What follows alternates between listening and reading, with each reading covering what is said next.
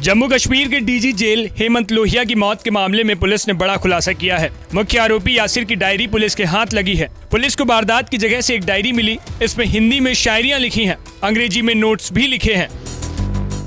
शायरियों में उसने अपनी जिंदगी को खत्म करने का संकेत दिया। उसने एक शायरी में लिखा, हम डूबते हैं डूबने दो, हम मरते हैं तो मरने दो, पर अब कोई झूठापन मत दिखाओ। इससे पहले पुलिस ने अपने बयान में कहा था कि वह डिप्रेशन में था। वैसे एचके लोहिया की हत्या के बाद कई सवाल उठ रहे हैं। हालांकि पुलिस अभी इस हत्या के पीछे टेरर एंगल की बात से इनकार कर रही है, लेकिन इतने बड़े अधिकारी की जिस नृशंस तरीके से हत्या की गई है वो डराने वाला है। पुलिस दावा तो कर रही है कि लोहिया की हत्या करने वाला उनका नौकर यासिर अहमद डिप्रेशन में था, पर यहाँ भी झोल कम नहीं है। हम ये इसलिए कह रहे हैं क्योंकि कुछ ऐसे सवाल हैं जिसका जवाब हर कोई जानना चाहता है। पहला, आतंकियों से रिश्ते तो नहीं। इस घटना के बाद आतंकी संगठन टीआरएफ ने इसकी जिम्मेदारी ली। हालांकि पुलिस ने तुरंत किसी आतंकी एंगल मानने से इनकार कर दिया, पर कश्मीर में सुरक्षा बल शुरू से ही आतंकियों के निशाने पर रहे हैं। जिस तरह से टीआरएफ ने इस हत्या में हाथ होने का दावा किया है, उससे शक की सुई यासिर की तरफ तो उठ ही रही है। कहीं यासिर का रिश्ता आतंकवादियों के साथ तो नहीं था। दूसरा सवाल, क्या नौकर यासिर का वेरिफिकेशन हुआ था? सबसे बड़ा सवाल यही है कि क्या नौकर यासिर अहमद का वेरिफिकेशन किया गया था, क्योंकि इतने बड़े अधिकारी के साथ किसी भी स्टाफ को रखने से पहले उसकी पूरी पड़ताल की जाती है। क्या लोहिया के मामले में यह काम हुआ था? हालांकि पुलिस ने अभी इस बारे में कोई बयान नहीं दिया है। तीसरा सवाल, डिप्रेशन में हत्या कैसे कर दी?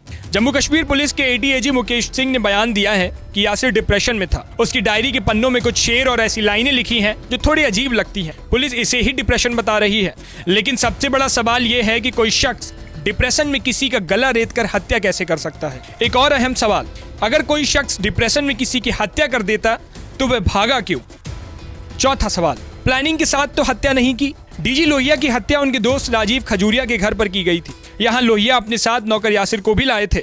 लोहिया नौकर के साथ ऊपर मंजिल में गए थे। वहीं पर उन दोनों के बीच किसी बात को लेकर कहासुनी हो गई और यासिर ने लोहिया की हत्या कर दी। पर यहाँ शक की बात यह है कि आखिर उस कमरे में धारदार हथियार कहाँ से आया, आग लगाने के लिए माचिस कहाँ से आई, और सबसे अहम बात कि वह दूसरे दरवाजे से कैसे भागा। क्या यासिर ने राजीव के घर की रेकी भी कर रखी थी?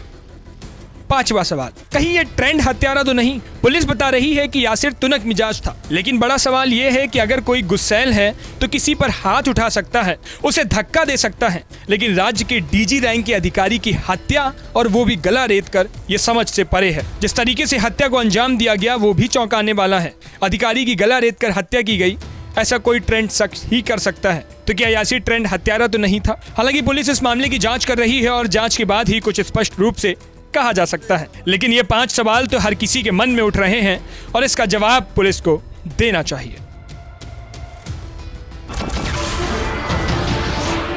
नमस्कार, मैं हूं मानक गुप्ता। अगर आपको हमारा ये वीडियो पसंद आया हो तो इसे लाइक और शेयर जरूर करें, और हाँ, हमें सब्सक्राइब और फॉलो करना ना भूलें ताकि आप देश और दुनिया की कोई खबर मिस ना करें।